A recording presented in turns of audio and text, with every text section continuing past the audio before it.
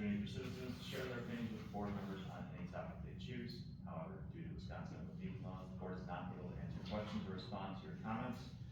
All comments should be directed to the board. Comments are limited to 3 minutes per speaker. Speakers are asked to state their name and address. Thank you.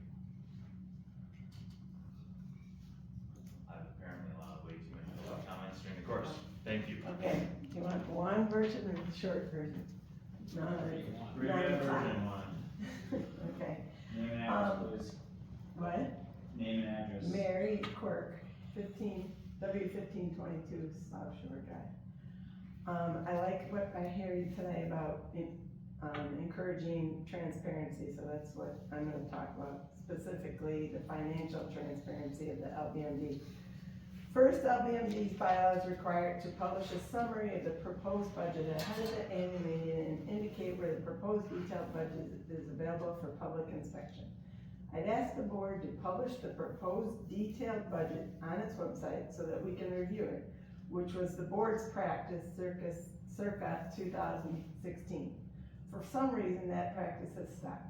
The detailed budget helps us better understand all expenditures, including 2026 attorney's fees anticipating with regard to the lawsuits the board is pursuing against the town of East Troy.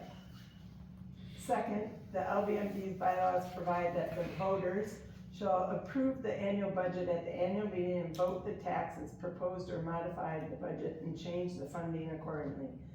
The detailed budget will permit voters to make informed voting decisions, either to go with the proposed budget or vote to modify. Third, if the board has a particular interpretation of the bylaws budget disclosure requirements, then the board shall inform us of their interpretation. For example, the bylaws specifically provide that the budget shall specify any proposed item having a cost to the district in excess of $10,000. The board should interpret this by category of costs and not by an amount on a single invoice, which can be easily manipulated. Thanks, and I would encourage the board to aspire to more financial information sharing rather than less. Not just for 2026, but also recent past years. If we could have those available on the website, that'd be great. That's the financial transparency. Thank you. Any other public comment?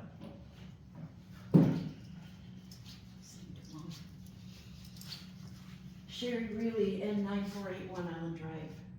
I've been sitting here for 2.5 hours and I've learned an awful lot. I spoke at the town board meeting, expressed a lot of my concerns about the safety issues. Sitting here tonight and listening to the discussion on both, all I'm hearing is a lot of can kicking.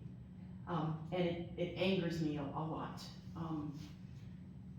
At the town board meeting, the police chief said, aren't we lucky that we haven't had any accidents? Well, what happens if we do have an accident?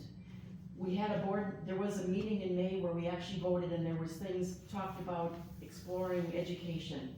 John Stoss also mentioned it, that with wake boats or whatever else, nothing gets reinforced unless there's someone to reinforce it. And there has to be police, and we can't keep waiting, oh, the year's almost over. Well, what happens when somebody gets killed?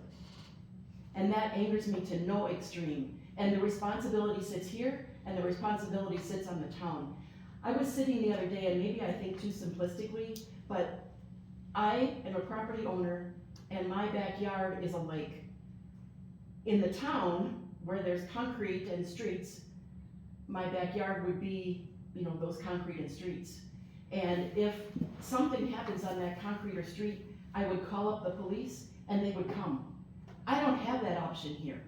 I have tried many times to call, I get a sheriff, I will move your call on to whoever, and then 20 minutes later, maybe I'll get a call. Well, what if it is an emergency? This has to stop. And there has to be decisions made today, not, oh, let's consider it next year.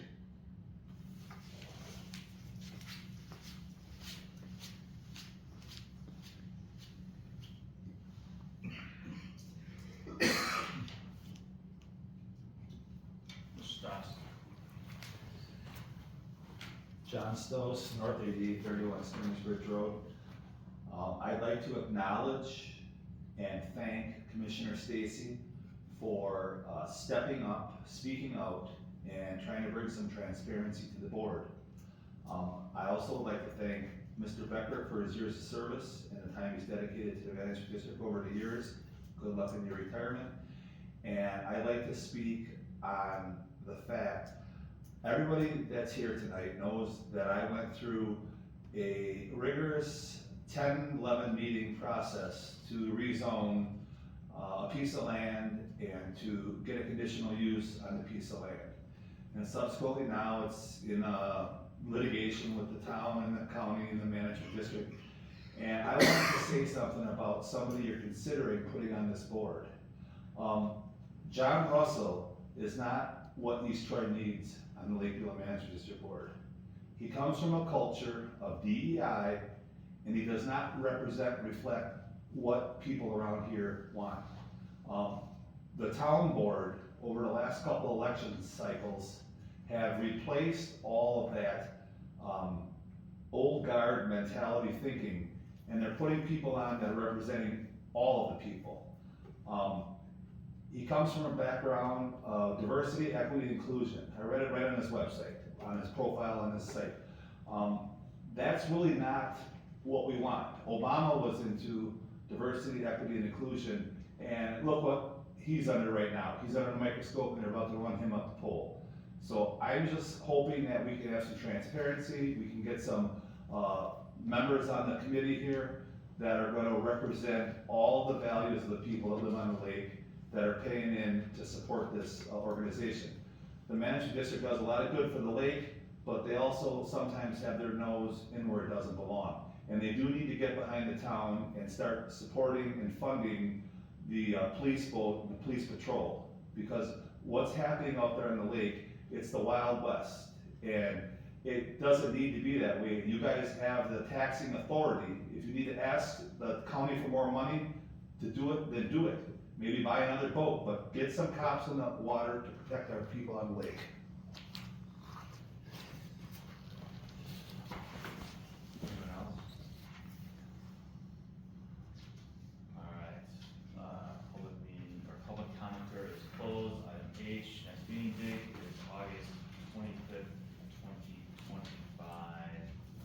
Not in the town meeting room, maybe not in the town meeting room. At 6:30, there will be a regular LBMP meeting following the annual meeting.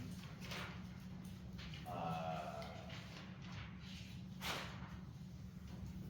would now entertain a motion to go into a closed session.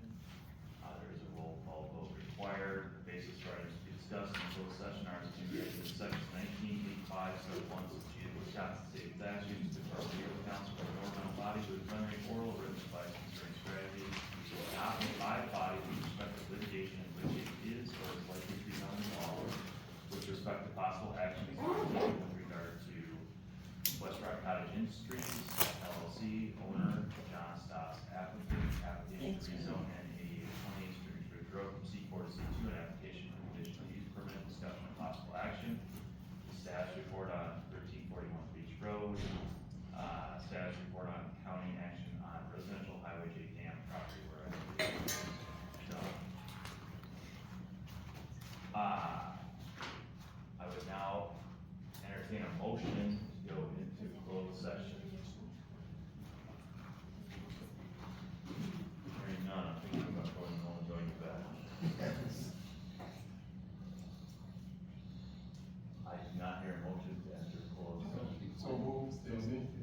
Is there a second?